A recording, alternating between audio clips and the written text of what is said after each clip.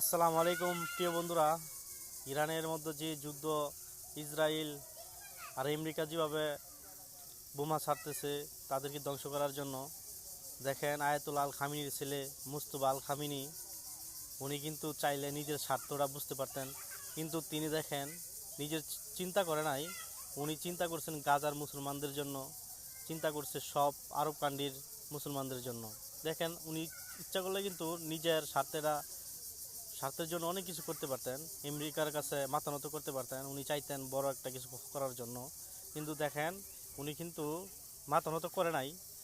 তার মানে বোঝা গেল উনি বলছেন যে আমি গাজাকে স্বাধীন রাষ্ট্র হিসাবে চাই, আর আমার ইরানের মধ্যে কোনো দিন যেন নিষেধ নিষেধ না করা হয়, কোনো কাজে কোনো নিষেধ থাকতে পারবে না।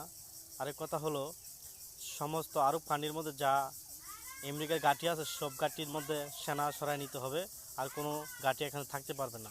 দেখেন মুস্তফা আল খামিনি উনি কত সুন্দর ভূমিকা নিয়েছেন, তারপরও মুসলমানদের পক্ষে রয়েছেন। আর কিছু কিছু মুনাফিকেরা বলে, নামদারি মুসলমানরা বলে উনি নাকি শিয়া হয়ে গেছেন। দেখেন কত একটা ভালো একটা কাজ নিলেন, তারপরে নিজের দেশ শেষ হয়ে যাচ্ছে, তারপরে কিন্তু পিছু করতেছে না।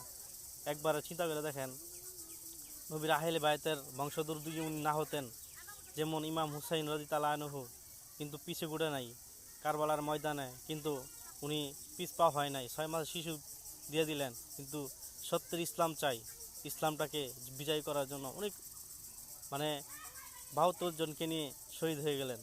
তার মানে বোঝা গেল নবীর আহলে বাইতের বংশধর আয়াতুল্লাহ আল খামিনি, আয়াতুল্লাহ খামিনির ছেলে মুস্তফা আল খামিনি।